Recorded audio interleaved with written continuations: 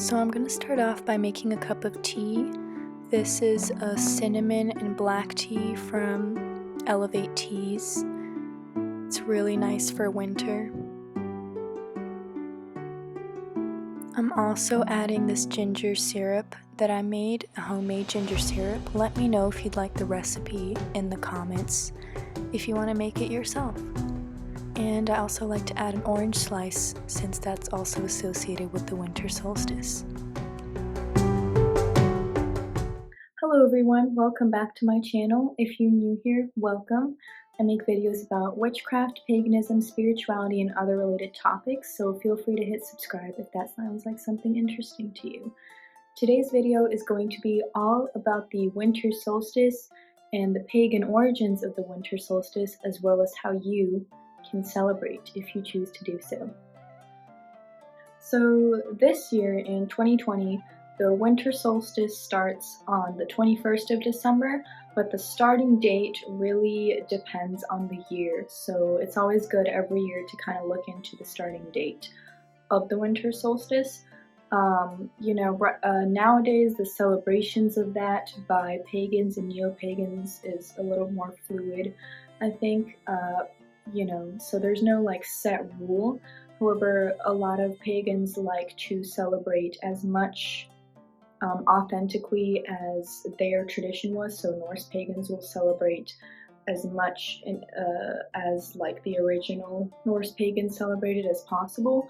But if not a lot of information is about it, you can always just celebrate it the way you want to, because at the end of the day, it is your path and your practice. I like to celebrate it starting on the winter solstice all the way till Christmas Day, even beyond that sometimes, but it really depends.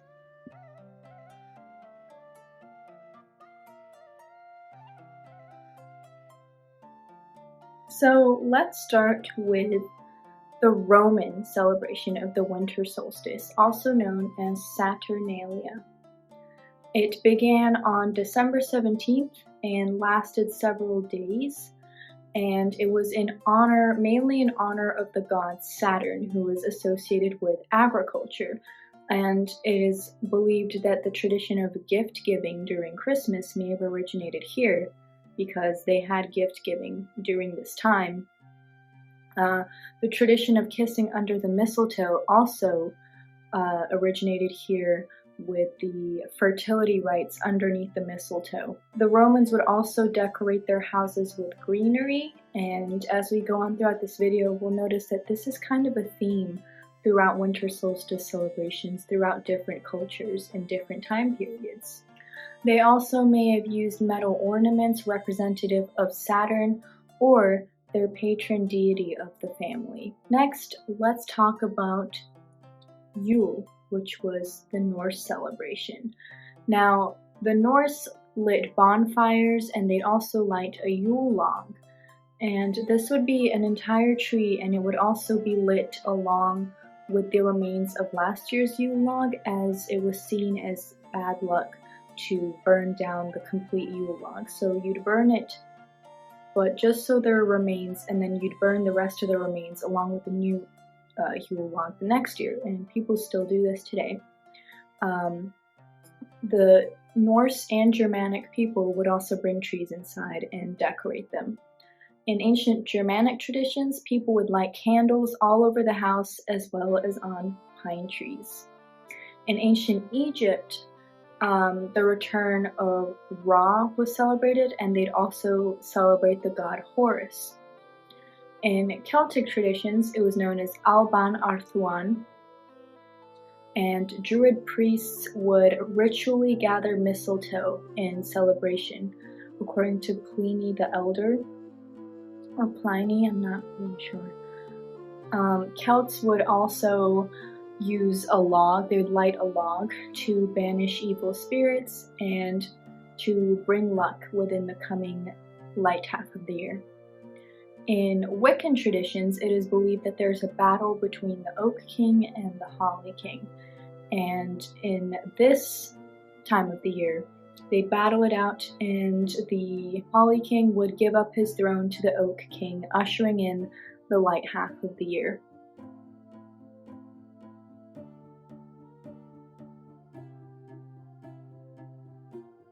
And here is where we can kind of get to the symbolism of the winter solstice.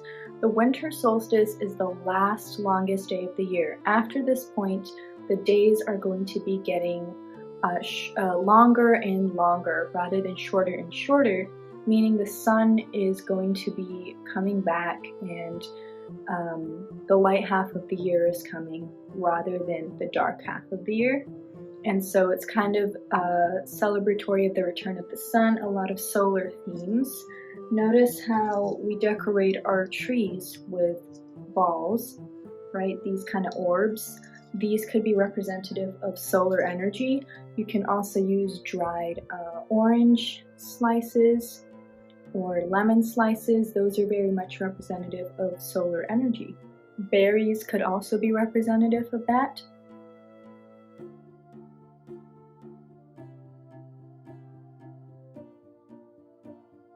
Now let's get into the deities that are associated with the winter solstice. The first deity is the Cailleach, and she is a Celtic winter goddess, and she is the crone aspect of the triple goddess. So she is one of the crone goddesses. She is also often associated with water, and I talk more about her in my All About Water Fae video, and I'll put a card up here for that. Baldur is a Norse god. He is associated with mistletoe.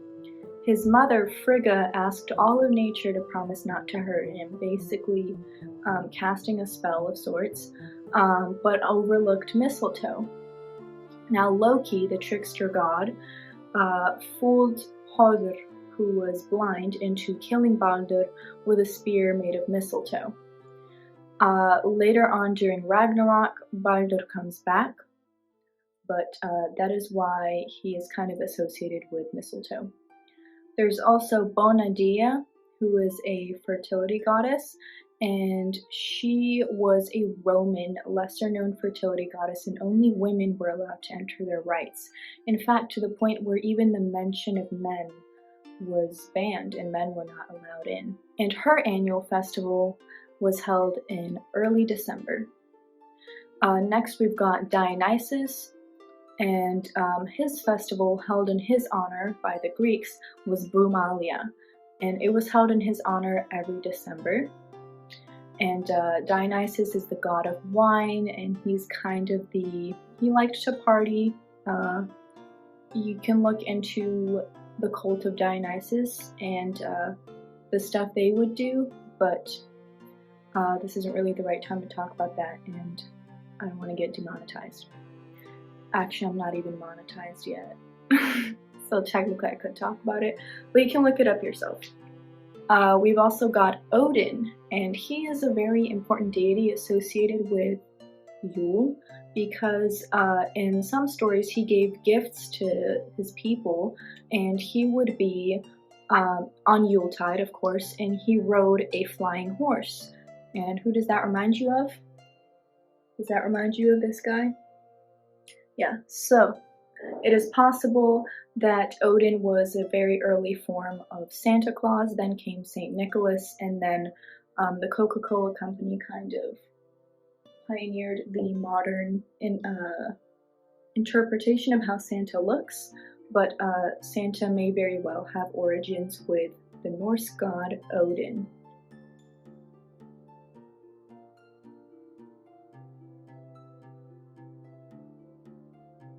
So now that we've talked about the history and the corresponding deities and different festivals, let's talk about ways that you can celebrate and ways that you may not already celebrate. So the first thing you can do is have a feast, and I think that a lot of people probably already do this with their families. A lot of people have a Christmas dinner or Christmas Eve dinner, whatever your traditions are. And you can incorporate, kind of wintry foods like berries, oranges, apples. I don't know, you can have your ham, your potatoes, and all of that stuff. You can make a pie. The Green Witch actually has a wonderful recipe on apple pie, and it takes a lot of work, and I made it, and it was one of the best pies I've ever made. So I'm going to link that in the description in case you want to make an apple pie for the winter solstice or whatever you celebrate. Another thing you can do is you can wear the colors of the winter solstice. The colors associated with it are gold, green, and red. Even if you're just wearing your winter socks. Do you guys want to see mine? I have a whole bunch of winter socks. 1 second. So, I'm going to show I'm going to show you all my winter socks. So I have these candy cane ones. I have some reindeer ones. The sunlight is kind of weird now. I have gingerbread socks. I have snowflake socks with little dogs on them. But I have socks with stockings on them, so socks with socks on them, and I have these two long ones. And so I have, this one says Ugly Christmas Socks. Looks like this. And then, I think I used to have another pair of these long ones, but I'm not sure where it is. And then it says Make It Reindeer, which I'm not sure if it's saying make it rain, even though it's technically supposed to be snow, but I still really love these. So anyway, you can dress in winter solstice colors. You can wear wintry socks.